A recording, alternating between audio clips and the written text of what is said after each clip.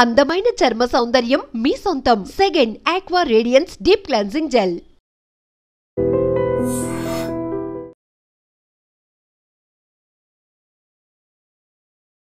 రాష్ట్రంలో ఒక వారం 10 రోజుల నుంచి కూడా ఈ గాలి వాన కావచ్చు, రాళ్ల వాన కురుస్తోంది, గాలి దుమారం పెద్ద ఎత్తున వస్తోంది, మనకు తెలిసినటువంటి విషయం. అయితే చాలా మంది ఇళ్ల దగ్గర అనుకోండి, రోడ్ల మీద అనుకోండి, చాలా చోట్ల కూడా ఈ చెట్లు కొమ్మలు అట్లాగే చెట్లు కూడా విరిగి పడిపోతున్న పరిస్థితి. చాలా సేపటి వరకు కూడా మనకు కరెంటు కూడా ఉండేటటువంటి సిచ్యువేషన్ ఉంటుంది. యాక్చువల్లీ సమ్మర్లోనే జనరల్లీ అయితే మొత్తంగా కూడా ఈ చెట్ల కొమ్మలు నరకడం లాంటివన్నీ కూడా ఈ కరెంటు డిపార్ట్మెంట్ కూడా చేస్తూ ఉంటుంది. ఎందుకంటే ఇట్లనే ఈ గాలి దుమారం వచ్చినప్పుడల్లా ఈ చెట్టు కొమ్మలన్నీ కూడా ఈ కరెంటు పోల్స్ అనుకోండి, కరెంటు వైర్స్ మీద పడి షార్ట్ సర్క్యూట్స్ ఇట్లాంటివి, అట్లాగే ఈ కరెంట్కి సంబంధించిన ట్రాన్స్ఫార్మర్స్ అన్నీ కూడా ఎగిరిపోతూ ఉంటాయి. అట్లాగే కరెంటు కూడా డిమ్ అవుతుంది. అట్లాగే పవర్ ఫ్లక్చువేషన్స్ చాలా ఎక్కువగా ఉంటూ ఉంటాయి. కాబట్టి అందులో భాగంగానే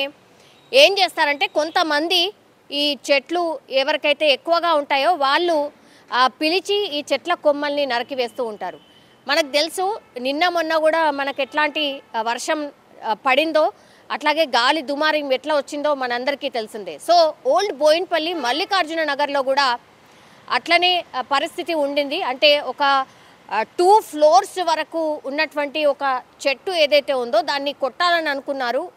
ఎందుకంటే పూర్తిగా ఈ కరెంటు పోల్స్, కరెంటు వైర్స్ కూడా ఆ చెట్టు పక్క నుంచే పాస్ అవుతున్నటువంటి పరిస్థితి. సో ఏదైనా జరగచ్చు అన్న ముందు జాగ్రత్తతోని ఈ అపార్ట్మెంట్ వాళ్ళే ఒక మనిషిని పిలిపించి ఆ తర్వాత ఆ చెట్టు కొమ్మల్ని కూడా నరకడానికని పిలిపించారు. తీరా ఏమైందో తెలియదు కానీ మనిషి ఆల్మోస్ట్గా చెట్టు ఎక్కిండు. ఆ తర్వాత కొనా వరకు వెళ్ళిపోయిండు. అంటే 2 floors ఎత్తు వరకు కూడా వెళ్ళిపోయిండు. వెళ్ళిపోయిన తర్వాత మరి ఏం జరిగిందో ఏంటో తెలియదు. అంటే గతంలో కూడా ఇతను ఈ చెట్టు కొట్టే అతనికి కూడా ఫిట్స్ రావడం అనేది ఆయనకు ఉందట. సో ఈయనతో పాటు ఇంకో 2 కార్మికులు కూడా ఈ చెట్లు కొట్టడానికని వచ్చిండ్రు. అందులో భాగంగానే ఈయన చెట్టు పై వరకు వెళ్ళిన తర్వాత పూర్తిగా ఫిట్స్ వచ్చి ఆ చెట్టు కొమ్మల మధ్యలోనే ఇరుక్కుపోవడం జరిగింది. హుటాహుట్న వీళ్ళందరూ కూడా పక్క వాళ్ళని, అక్కడ దగ్గరున్న వాళ్ళని అందరినీ పిలిపించడం, ఆ తర్వాత చెట్టు మధ్యలో కొమ్మల మధ్యలో చిక్కుకుపోయిన అతన్ని బయటకి కిందికి తీసుకొచ్చే ప్రయత్నం చేయడం కూడా పూర్తిగా విఫలమైపోయిన పరిస్థితి. తాళ్లతోని కట్టి కిందికి దించే ప్రయత్నం చేశారు. అతని దగ్గర వరకు రీచ్ కావాలంటే కూడా పాసిబిలిటీ లేకుండే కాబట్టి తాళ్లతోని కట్టి ఆయనకు కిందికి దించే ప్రయత్నం చేసినప్పటికి కూడా పూర్తిగా విఫల ప్రయత్నం కావడంతో హుటాహుట్న డిఆర్ఎఫ్ సిబ్బందికి, డిజాస్టర్ మేనేజ్మెంట్కి సంబంధించిన డిఆర్ఎఫ్ వాళ్ళకి ఇన్ఫర్మేషన్ అందించడం, ఆ తర్వాత వెంటనే వాళ్ళు వచ్చి క్రేన్ ద్వారా పైనకి వెళ్ళడానికి కూడా వాళ్ళకు కూడా కష్టమైంది. అప్పటికి కూడా ఆయన అన్కాన్షియసే ఉన్నాడు. ఆ తర్వాత పైనకు వెళ్ళిన తర్వాత పూర్తిగా ఒక 2 సహాయంతో పైన వరకు వెళ్ళి ఈ క్రేన్ సహాయంతో ఆయనను కొంతవరకు ఫస్ట్ ఎయిడ్ చేసి పూర్తిగా ఆయన అన్కాన్షియస్ ఉంటే కాన్షియస్లోకి తెచ్చిన తర్వాత మెల్లిగా చాలా జాగ్రత్తగా కిందికి దించడం అయితే జరిగింది. కానీ నిజంగా అదృష్టం అనుకోవచ్చు. ఎందుకంటే గతంలో కూడా ఇతనికి ఇలాగే ఇంకో చోట కూడా ఇట్లాంటి పరిస్థితే వచ్చింది.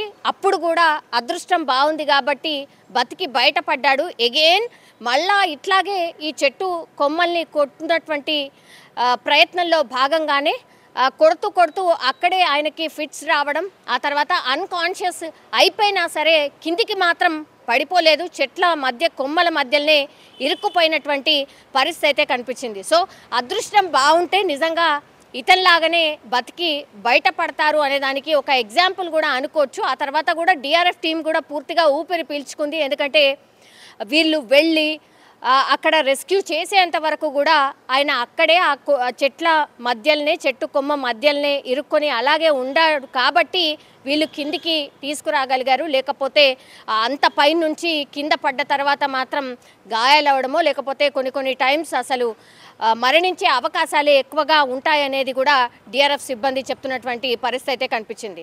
సో ఒక రకంగా చెప్పాలంటే ఈయన అదృష్టమే అనుకోవచ్చు. చెట్టు కొమ్మ కొడుతూ ఫిట్స్ రావడం, ఆ తర్వాత డిఆర్ఎఫ్ టీం సకాలంలో స్పందించి అతన్ని కిందికి తీసుకురావడం, దీంతో ఆ ఫ్యామిలీ అంతా కూడా కొంత ఉపశమనం అనుకోండి, లేదంటే సంతోషం వ్యక్తం చేసింది అనుకోవచ్చు. నిజంగా ప్రస్తుతం ఉన్నటువంటి సమాజం దేనికి ప్రయారిటీ ఇస్తుంది?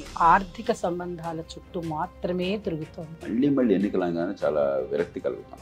మంచి అనిపిస్తుంది కదా, లేడీస్ కూడా ఛాలెంజింగ్ జాబ్స్ చేసినప్పుడు చాలా బాగుంటది. ట్రాఫిక్ అసిస్టెంట్స్ గా నియమించిన ట్రాన్స్జెండర్స్ అందరితో సాల్యూట్ చేయించుకుంటున్నారు. ఫుడ్ డెలివరీ ఇవ్వటానికి వెళ్ళినటువంటి డెలివరీ బాయ్ అనిల్ పై కళ్ళ ముందు